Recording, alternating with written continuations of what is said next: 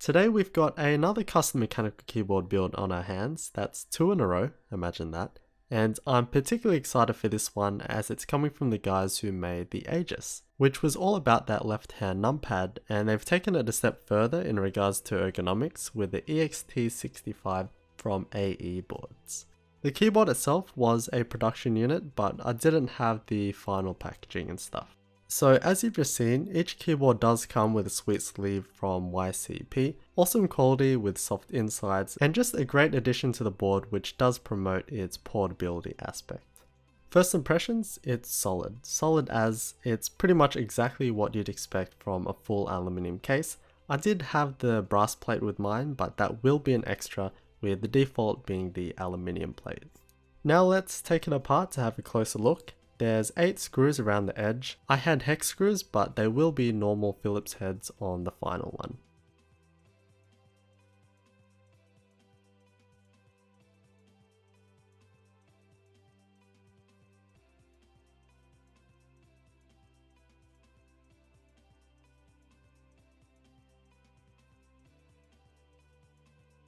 Here's the bottom piece with the rubber gaskets already applied on mine. And yep, it is a gasket mount keyboard, which we'll explore later. And the inside is actually pretty nice and clean. We have our engraving on the inside, so each unit is individually numbered, which makes it that little bit more special. And you'll notice how there's 2 gaps with 1 on each side. This is one of the unique things about the keyboard because we can do this.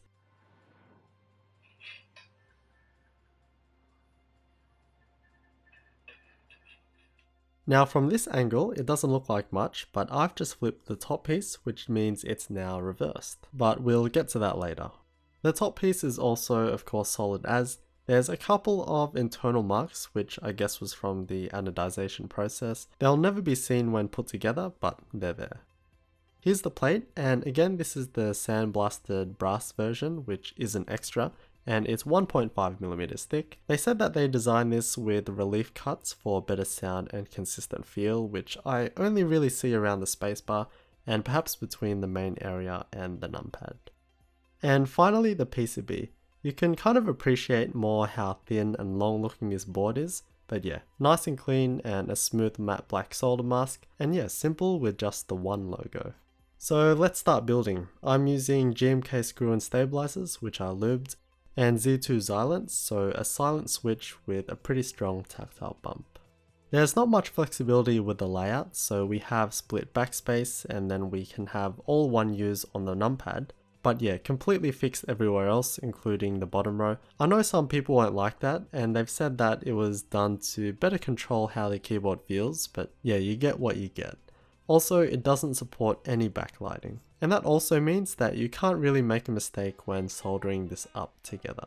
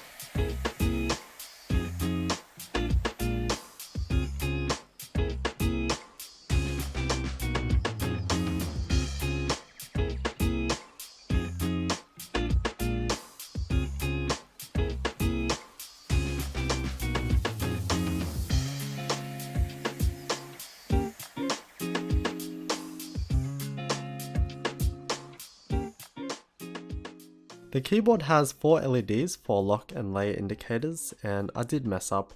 I was supposed to use the included spacers, which raise the LEDs so that they're not flush with the PCB, so that of course it reaches the top.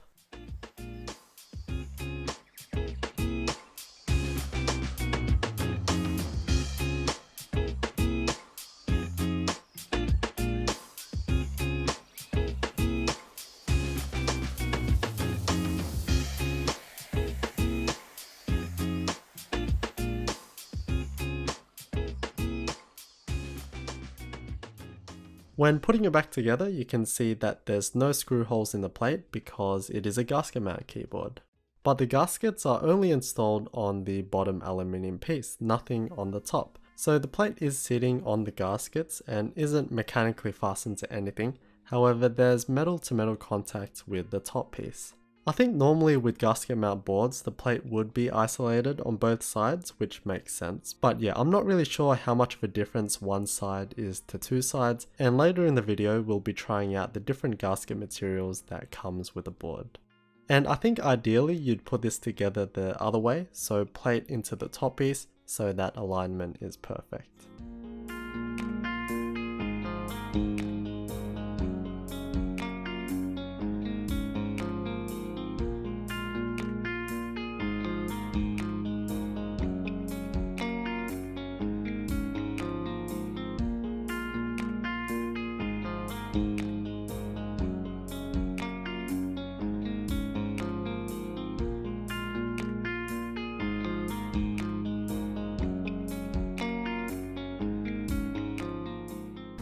And here it is all done, and straight away that layout is what stands out the most. So essentially we have a pretty standard 65% keyboard, which is very popular, plus the numpad on the left. Whereas the Aegis, which was their previous keyboard, was more like a reversed 1800 layout.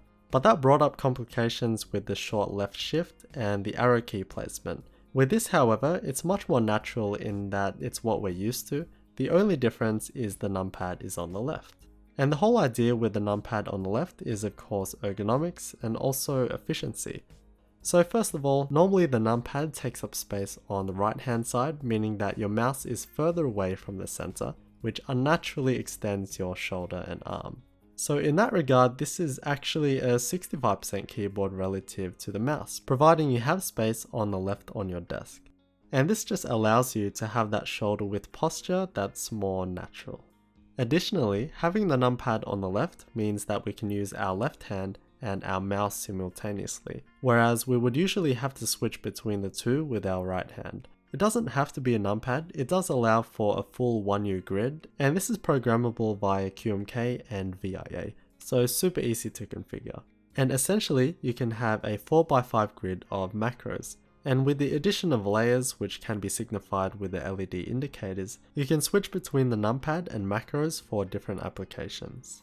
The other big feature that we saw earlier was that we can flip the keyboard and have a negative angle. The keyboard sits at 6 degrees, so nice and comfortable in stock form. However, to cater for more ergocentric people, such as those who suffer from carpal tunnel syndrome, we can have this negative angle, which promotes a more natural hand posture. So if we just back up for a sec, before you get to keyboard ergonomics, what's more important is the table and chair setup, which would then allow for a proper hover typing technique. But for many, I know it's not like that at all, especially when gaming. You're most definitely going to be resting your wrists. With a standard angle, our wrists do bend upwards and our fingers arch. With a negative angle, our wrists are elevated and our fingers aren't as arched. However, it can be difficult to hover and it's pretty much impossible to use when resting your wrists on the table. So you do need a wrist rest if you don't hover, and it does need to be especially thick. Even the one I have here is a pretty thick 25mm, which is thicker than most, and it wasn't quite high enough. And with SA profile keycaps, which are known to be quite aggressive, with the negative angle it now becomes more neutral. I did really enjoy the negative angle experience, which was mainly with the cherry profile keycaps. I think you really have to use it for a prolonged period to notice the benefits, especially since I don't experience any hand or wrist pains in the first place, but it was comfortable to use right off the bat.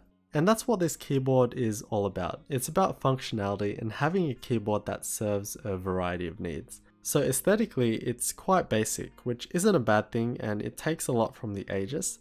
There's sizable bezels, which are equal all the way around, as it is of course reversible. The chamfer takes the edge off the top, and the gap between the numpad and the main area is also quite sizable, which I like, and has a very clear separation. The side profile is very reminiscent of the Aegis with that curve, which just gives it a bit more character to break it up a bit. And on the bottom, it's completely bare, which is kind of a rarity with custom mechs. In this regard, it doesn't have as much character, and personally it does give a bit of an empty feeling.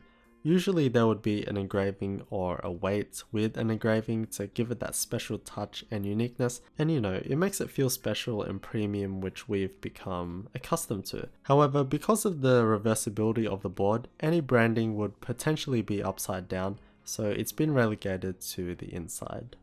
I have the navy blue version. It's a very dark navy, and throughout the video I've shown it in different lighting, and it often looks black, but in the light the blue does come through, but the anodized finish is clean and smooth all on the outside, and the two halves seem to match perfectly.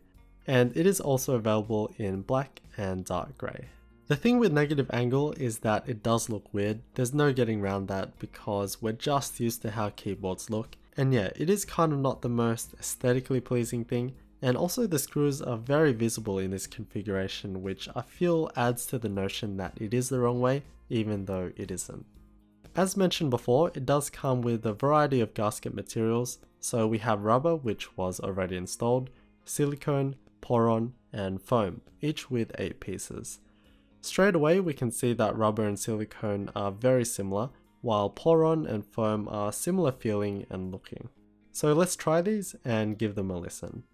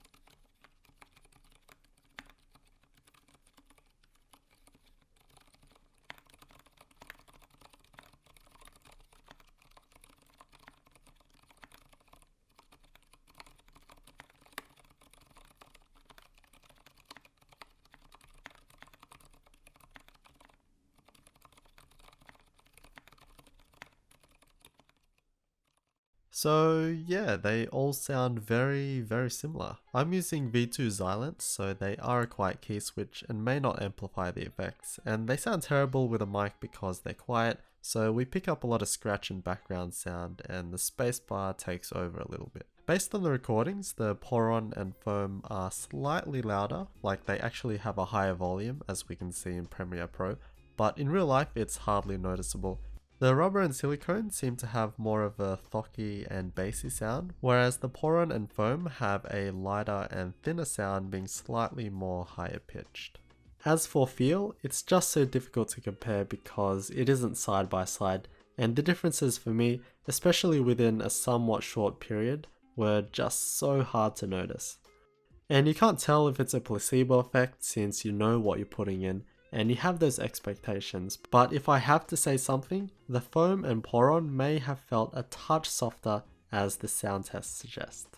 I may be completely wrong, and perhaps with other key switches the differences may be more noticeable, and the brass plate is another variable, but without side-by-side comparison it's very difficult to tell, but it's great to experiment and have the choice, so there's that. Alright, so all up, super easy build, especially with its mostly fixed layout, which provides control but loses out on flexibility and customizability that people may want. Their construction is fantastic, can't fault it, and the anodization is clean and smooth besides some imperfections on the inside of the top piece. The keyboard does provide a lot of functionality. I love the left-hand numpad, it just makes sense, and when you pair it with a popular 65% layout, it's a beautiful match, and I think it does improve on the Aegis in its usability. And to add to that, the ability to change it to a negative angle is awesome. I personally don't have hand and wrist issues yet, so I can't fully appreciate it, but I know for sure this will be an amazing feature for those that do. And the gasket mounting is interesting. It's cool how they provided different materials, even though for me the differences were very small and I'm not so sure on the one-sided gasket. The cool thing is that this is not a group buy. This will be available for purchase from the website, which I'll link, meaning that they're all in stock and you don't need to wait for months to receive it. It is a limited custom keyboard though, so don't expect it to be cheap, but you pay for what you get, and what you get is something that concentrates on delivering functionality.